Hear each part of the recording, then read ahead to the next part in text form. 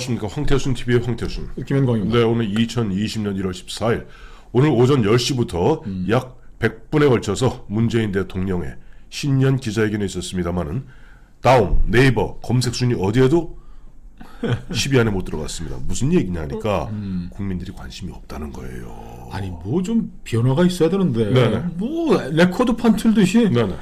출발할 때나 뭐나 뭐 그리고 네. 그동안 집행한 정책에 대한 객관적인 평가, 네. 자료 제시, 수치 제시가 없으니까 네. 그냥 뭐 누가 어떤 분이 그러더라 고구마 10개 먹고 건빵 2봉지 먹은 기분이다 뭐 얘기를. 그래서 제가 아는 분도 보니까 그래서 사이다 한 그릇 먹었답니다. 그런 가운데 오늘 정말 사이다 같은 여론조사 결과가 나왔습니다. 그동안 우리 김연광 실장 입만 열면 소설 창작소다, 여론 조작기관이다 라고 질타했습니다만 오늘 엠블레인이 대한민국 통신사 중에 민영통신의 뉴스완이라고 있습니다. 예, 연합뉴스하고 맞먹습니다. 연합뉴스도 앞서죠. 연합은 뭐 정부 돈을 좀 받습니다만은 어쨌든 국내 뉴스완이 엠블레인에 의뢰해서 12일 그러니까 일요일이죠. 부산, 경남, 울산, 부울경 PK라고 합니다. PK의 1,015명을 상대로 여론조사를 했습니다. 그리고 그 결과가 오늘 오전에 나왔습니다. 안 그래도 고구마 10개 먹고 건빵 2개 먹은 답답한 그 기분에 열어보니까 뉴스안에 보니까 시원한 결과가 나왔는데 결론부터 말씀드리면 PK 부산, 경남, 울산, 경남의 민심 문재인 다 떠났다. 확 떠났다. 과연 전국에서 PK만 이럴까? 자, 우선 엠블레인이 어떤 회사예요? 또 일단 그것부터 애청자님께서 궁금하실 테니까 간단한 결과 조금 헤드라인만 먼저 뽑아드리고 풀어나가죠. 우선 PK 민심 다 떠났다. 자, 제가 이제 착 부르면은 답을 주시기 바랍니다. 자, 이번 21대 총선 정권 심판이냐 야당 심판이냐 지역 일꾼 뽑느냐. 정권 심판? 그래요. 지금 뭐 리얼메타 이런 것들이 전부 갤럽까지 4.15 총선은 무슨 뭐 야당 심판 선거가 될 거라고 희한한. 설명 나중에 좀 답부터. 죄송합니다. 아까 그렇게 하잖아요. 급하신데. 자, 시작. 정부 여당 심판이 될 것이다. 44%. 야당 심판이 될 것이다. 20.4%. 그다음에 뭐 지역 일꾼 선출 28% 나왔습니다. 그러니까 이번에 정부 여당을 중간 평가하겠다는 분들이 야당 중간 평가가 돼야 하는 분의 배입니다. 딱 배. 그렇습니다. 두 번째. 이번에 총선에 참여하겠느냐 말겠느냐.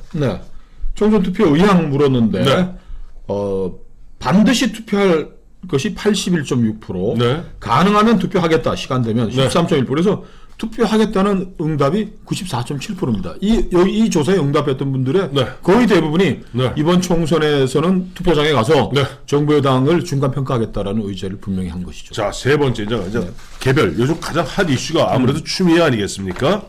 자, 추미애 법무장관의 검찰 인사 잘한 것이다, 잘못한 것이다. 어떻게 됩니까?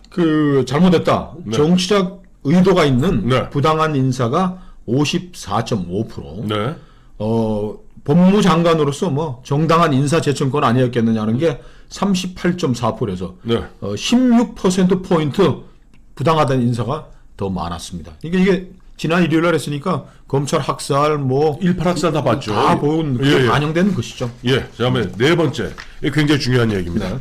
어제 저희 황태순 TV에서 달아드렸습니다만 다시 조국이 스물스물 살아나고 있어요. 부산 부울경의 길이나 부울경의 길이마 조국 수사 과연 정당한 것인가 부당한 것인가? 아무래도 검찰이 좀 힘이 나겠는데요. 비리 및 불법을 밝히기 위한 정당한 수사다. 55.7%. 와우. 검찰 개혁에 반대하기 위한 이게 지금 공정위부터 지금 또 김어준이가 있다던데. 문재인 류죠. 39.4%. 그러니까 그렇습니다. 15% 포인트 정당 수사라는 의견이 부산, 울산, 경남 지역에서 많았습니다. 자, 이제 마지막 4.15 총선을 불과 이제 90일 납둔 상태에서 지금 자유한국당과 새보수당 간에 이제 보수 중도 통합 문제가 나오지 않습니까? 거기에 대해서 과연 부산, 울산, 경남 1,015명의 유권자들은 어떻게 답했을까요? 매우 찬성한다. 합해서 60.4%. 이거는 정권 심판과 맥이 다 있는 것이죠. 그렇죠. 이래야 정권 심판이 제대로 될 테니까. 그래서 매우 반대한다가 29.4%. 그러니까 그 보수 통합해서 네. 문재인 좀 반문 연대를 구성하라는 게 네. 배가 많습니다. 그렇습니다. 이게 우리의 상식하고 부합하는 거 아니에요? 자, 이제 다시 이제 덮으시고 이제 우선 안철수 얘기는? 예. 안철수 얘기도 한번 할까요? 그래요.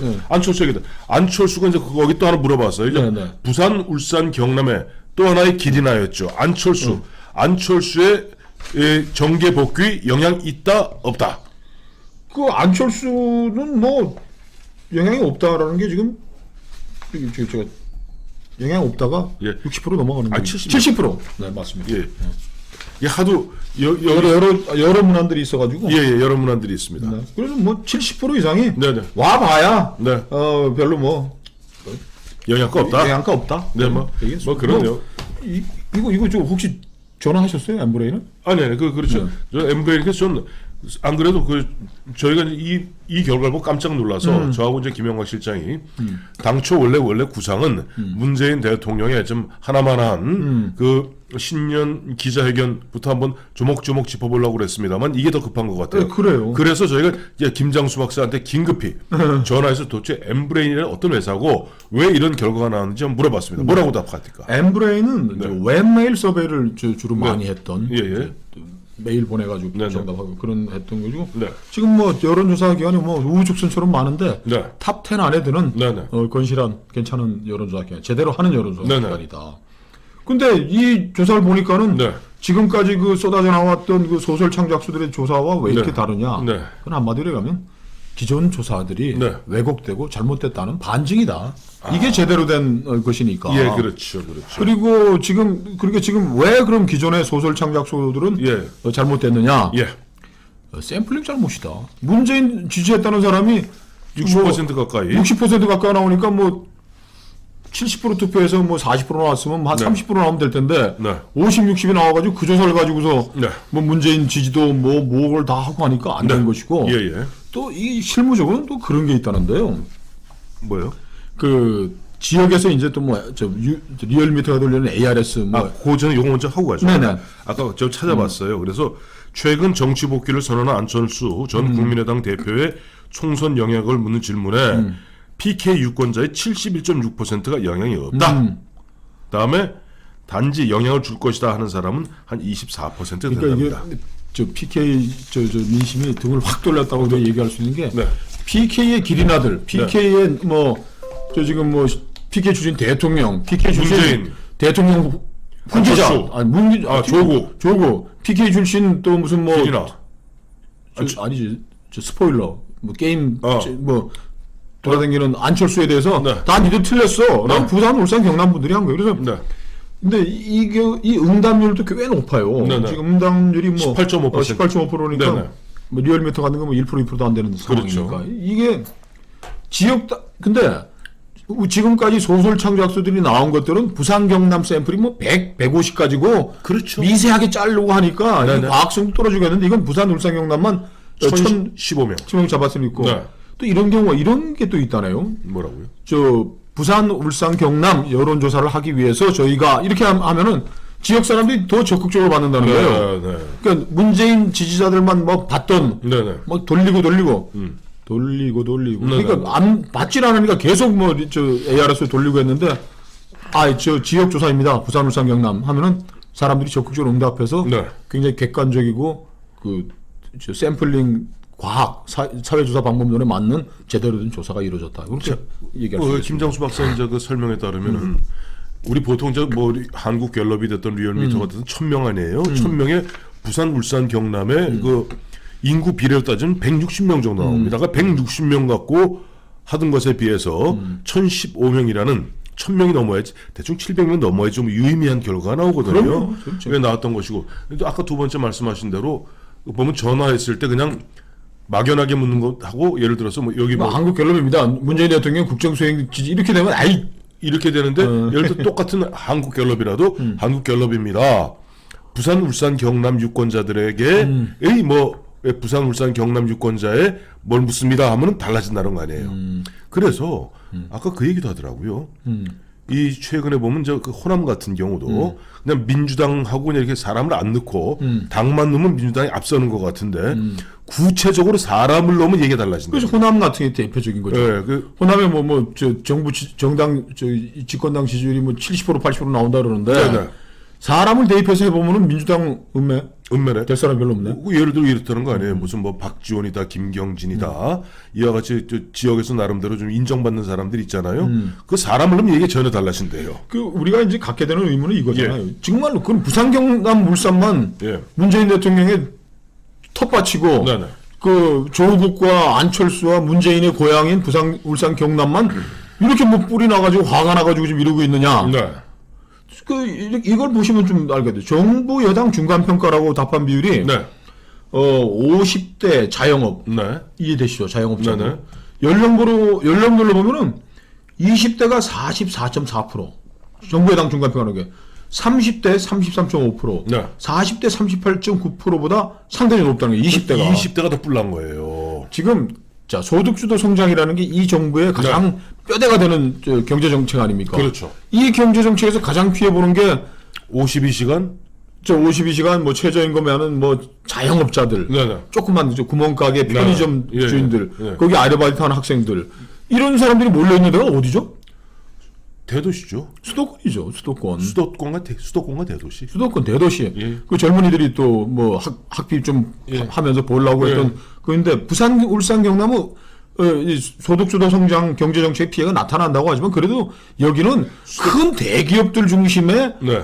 그 생산 기지란 말이에요. 그렇죠. 여기가. 부산, 울산, 경남, 그렇죠. 울산이. 그렇죠. 그래서 아직 그래도 뭐 저 대기업들은 좀 명맥을 좀 유지하고 있고 어려움이 집중적으로 드러나는 것들은 이 자영업자들 뭐 편의점 점주들 20대 뭐 아르바이트 학생들이 하기 때문에 부산, 울산, 경남에서 나타나는 현상이 아니고 이런 20대들의 불만, 자영업자들의 불만 이런 것들은 의외로 수도권에서 훨씬 더 클 수도 있다는 점에서 어제 뭐 법안 다 통과시키고 뭐 이낙연 이해찬이하고 뭐 모여가지고 이번 총선에서 파티하면서 뭐 17개 시도에서 완벽하게 승리해서 그것 음식 다 갖다 먹자고 뭐 이대로 끝까지 가자 하였다는데 이 조사를 보면서 저기 스핀 닥터 이 정권의 스핀 닥터들이 아마 지금 가슴이 철렁 내려앉아서 이걸 이 사태를 어떻게 수습할까 이제 연구하기 시작할 것 같습니다.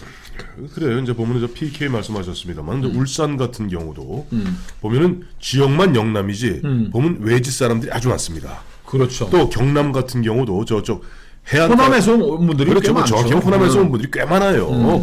그래서 TK보다는 PK가 그래도 지금 집권 여당 입장에서는 그래도 해볼 만하다 한 지역인데 여기에 민심조차도 완전히 더블 스코어로 이미 민심이 확 문재인으로부터 떠났다는 거예요. 자, 이제 보면 또 하나 아까도 이제 잠깐 얘기했습니다만은 그 추미가 아까 이제 검찰이 좀 힘을 가질 것 같아요. 그 추미애 검찰 인사와 다음에 그 검찰의 조국 수사에 대한 그 인식에 있어서도 냉정한 겁니다. 냉정한 거죠. 네. 그래서 뭐 조국 그 지지자들 뭐 지금 어제부터 네네. 국가인권위원회를 동원해서 저 검찰을 수사하게 만들겠다는 거 아니에요. 수사든 조사든 뭐 네네네. 그게 그러니까 이제 네네. 국가인권위에서 윤석열이 불러가지고서 뭐 하겠다 이런 좀 판을 짜고 뭐 공수처하겠다 어제로 이제 쫑을 친 거 아닙니까? 그렇죠. 그 쫑을 친 이 정권의 패악에 대한 부산, 울산, 경남의 냉정한 반응. 네.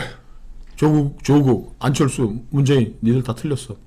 예, 그리고 이제 보면은 지금 자유한국당이나 보수 입장에서는 한번 이제 귀담아 들어 봐야 될 부분이 이 BK 지역에서는 보수 통합의 필요성에 대해서 60.4%가 이제 보수 통합을 해야 된다.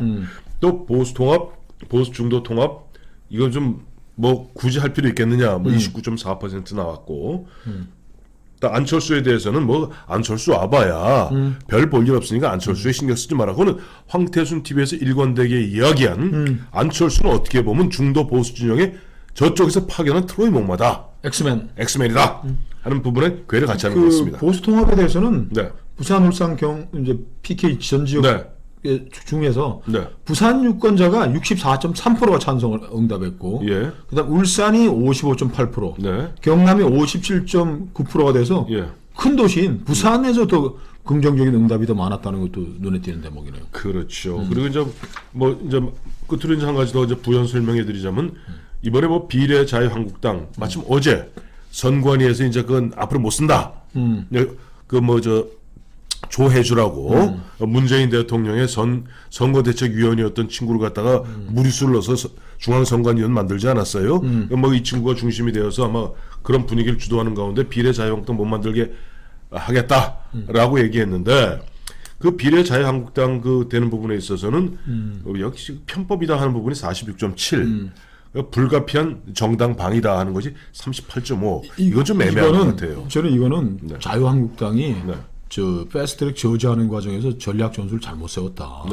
이거는 카드로 가지고 있다가 나중에 한다고 얘기했으면 모르겠는데 이게 무슨 대단한 뭐 방패막이나 되는 것처럼 너희들 뭐 이걸 또 무기로 꺼내들었잖아요. 그렇죠. 그 저지하게 한 무기로. 그건 잘못한 선택이었다. 그런 생각이 드네요. 이분들이 편법, 꼼수 이런 거 하지 마라.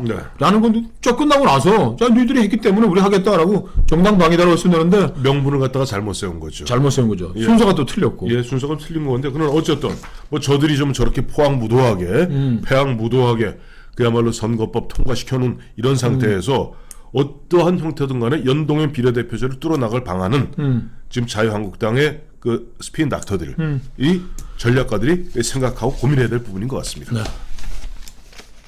어디 시원한가요? 네. 시원합니다. 아니 뭐 우리가 가져왔던 의구심이 풀리잖아. 맞아 정당했고 그러니까 뭐 상식적인 국민들은 이렇게 가고 있다 저희는 그렇게 믿습니다. 그러니까 좀 답답하게 풀리네요. 네.